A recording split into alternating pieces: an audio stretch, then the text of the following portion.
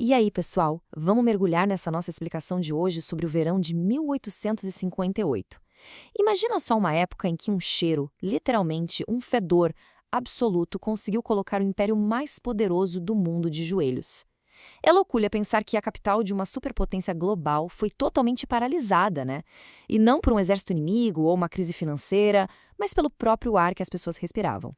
Então, a grande pergunta que vai guiar a nossa análise é a seguinte: como o fedor de um rio conseguiu paralisar e quase evacuar o governo da maior potência mundial daquela época? O rio Tâmisa, lá em Londres, virou um esgoto a céu aberto tão concentrado que no auge do verão o cheiro ficou insuportável e até letal na cabeça das pessoas.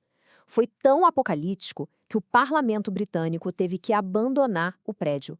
A gente vai descobrir como essa falta de saneamento criou uma crise sem precedentes e acabou gerando uma das maiores resoluções heróicas da engenharia moderna. Seção 1. A metrópole sem saneamento. Bom, para entender como tudo colapsou, a gente precisa voltar um pouquinho no tempo, lá para o crescimento urbano explosivo e totalmente sem planejamento de Londres durante a Revolução Industrial. Para ter uma ideia, a população de Londres saltou de 1 milhão de habitantes no início do século para mais de 2,5 milhões na década de 1850. Londres virou simplesmente a maior metrópole do planeta. Só que toda essa galera foi obrigada a depender de um sistema de esgoto praticamente medieval.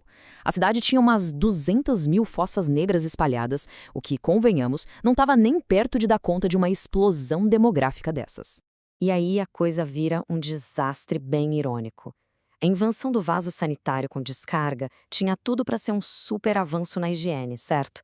Mas na verdade piorou muito a situação. Antes, o volume de dejetos era bem menor. Com a descarga, cada uso jogava litros e litros de água no sistema. O resultado? Aquelas fossas antigas transbordaram sem controle. Para tentar aliviar a barra das casas, as autoridades deixaram que essas fossas fossem conectadas aos bueiros que, até então, eram só para a água da chuva. E o desfecho catastrófico foi que todo esse esgoto bruto começou a ir direto para o rio. Seção 2. O colapso do Tâmisa.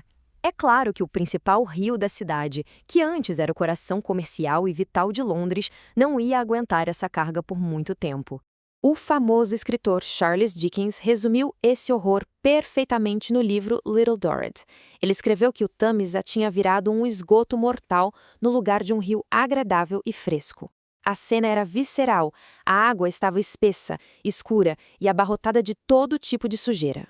E para piorar, Londres estava numa verdadeira armadilha geográfica. É que o Tâmisa é um rio de maré. Ou seja, o lixo e o esgoto não iam embora pacificamente para o mar. Muito pelo contrário, 2 vezes por dia a maré subia e trazia toda aquela nojeira de volta para o centro da cidade. Era um vai e vem de esgoto que só ia concentrando a podridão dia após dia. Seção 3. O verão do grande fedor. Todo esse acúmulo preparou o terreno para o auge da crise, que explodiu de vez com uma onda de calor extremo. Era um ano de 1858 e o calor, olha, não deu trégua. A temperatura debaixo daquele sol escaldante bateu assustadores 48 graus Celsius. Como não chovia, o nível do rio caiu drasticamente, deixando umas margens gigantescas de lama expostas. Mas não era lama normal, não. Era um lodo feito de dejetos humanos, lixo químico e restos orgânicos que começou a cozinhar e fermentar no sol. Isso criou uma barreira física de fedor que é quase impossível de imaginar. Os números são de cair o queixo. Estima-se que todo dia 250 toneladas de fezes eram despejadas direto no rio. Isso causava um impacto tão absurdo que os jornais da época relatavam que os passageiros dos barcos a vapor simplesmente desmaiavam no convés, e quem andava perto das margens sofria ataques de vômito na mesma hora. O cientista Michael Faraday, que muita gente conhece, ficou horrorizado com o estado da água. Ele até fez um teste bem simples, jogou pedaços de papel branco no rio. Sabe o que aconteceu? Os papéis sumiram da vista antes mesmo de afundar alguns centímetros. A água estava tão grossa e tão escura que ele descreveu o lugar como um verdadeiro esgoto. Seção 4. Pânico no Parlamento Britânico. E foi aí que o desastre ambiental bateu com força na porta dos políticos. O Palácio de Westminster, recém-construído para ser a sede do parlamento, ficava exatamente na beira do rio Tâmisa. Aqueles parlamentares que passaram anos ignorando o problema do saneamento, de repente não conseguiam mais nem trabalhar. O chanceler do Tesouro, Benjamin Disraeli, descreveu o rio como um lago estígio, cheirando a horrores inefáveis e intoleráveis. Tem relatos de legisladores saindo correndo das salas de comitê com lencinhos tapando o nariz em desespero.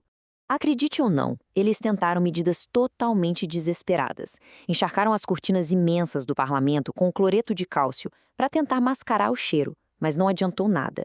O ar lá dentro virou uma mistura sufocante de produto químico com esgoto fermentado. A coisa ficou tão feia que o governo começou a discutir seriamente sobre mudar o parlamento e os tribunais para longe, lá para Oxford ou St. Albans. O cheiro quase paralisou a nação inteira. Seção 5. Miasma contra a ciência. Aquele pânico generalizado no governo e nas ruas não era só nojo.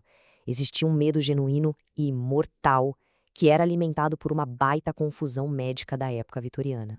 Nesse período, a comunidade médica estava bem dividida. A elite acreditava firmemente na tal da teoria do miasma, que afirmava que doenças terríveis como a cólera eram passadas pela inalação do ar fétido e tóxico. Então, na cabeça deles, o cheiro ia literalmente matar todo mundo.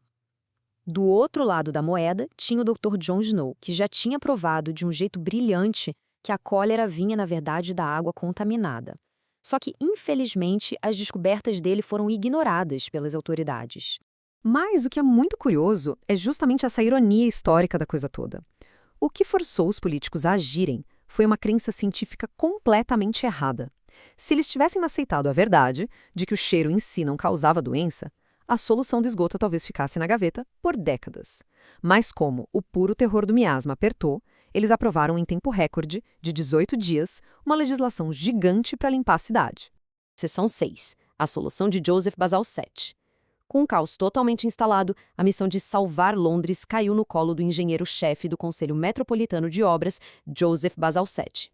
Sem saída, o governo meteu a mão no bolso e liberou a bagatela de 3 milhões de libras, o que seria equivalente a centenas de milhões de dinheiro hoje em dia. Um fundo absurdo que deu ao Bazalgette a chance de colocar em prática uma visão grandiosa para reformular toda a infraestrutura subterrânea de Londres.